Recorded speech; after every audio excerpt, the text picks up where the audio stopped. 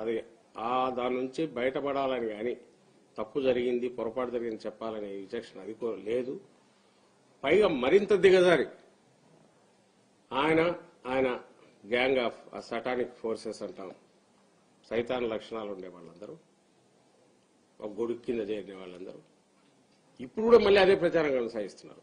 కల్తీ కల్తీ కల్తీ కల్తీ అనేసి కంటిన్యూస్ ప్రచారం కొనసాగిస్తున్నారు. దాన్ని కూడా ఎండగట్టాల్సింది.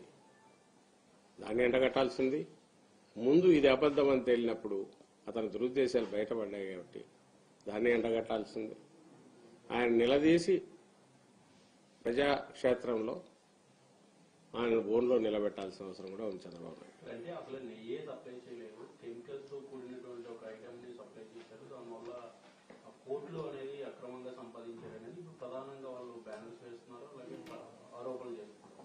ఆయన ఒకసారి ఒక రాజకీయ ఆరోపణలోకి ఎప్పుడైతే విపరీతమైన ఆరోపణ చేసి దిగాడో దాన్ని సపోర్ట్ చేసుకోవడానికి తగిన లేని దీని నేపథ్యంలో ఆధారాలు లేని నేపథ్యంలో అడ్డగోలుగా ఇంకా డిఫరెంట్ ఆరోపణల్లోకి లేదా అక్కడ కోడిగుడ్డు గంటలు ఏమన్నా ఉన్నాయని వాటిని తీసి సప్లై చైన్లో జరిగిన వాటికి సంబంధించినంత వరకు అవకతవకలు జరిగాయనేది అనుమానాలు రావడానికి అవకాశం ఉన్న వాటన్నిటిని పట్టుకోనో లేకపోయినా సృష్టించో కొత్త రకం ఇది క్రియేట్ చేస్తున్నాడు.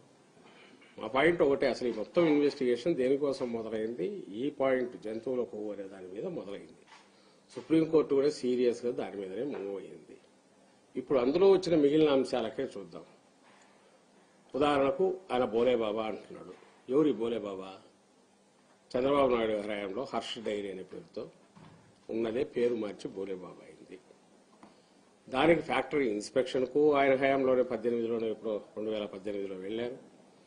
ఆయన హయాంలో టీటీడీలో అప్పుడున్న వాళ్లే సర్టిఫికేట్ ఇచ్చారు. దానికి ఎంతో 1,80,000 లీటర్ల ప్రొక్యూర్మెంట్ ఉందనో ఇంకో సంథింగ్ అలాంటిది ఏదో ఇచ్చారు. ఎలిజిబిలిటీ ఇచ్చిన తర్వాత వాళ్ళకి సప్లై ఆర్డర్ ఇచ్చారు. సప్లై ఆర్డర్ను వాళ్ళు ఎగ్జిక్యూటివ్గా చేశారు.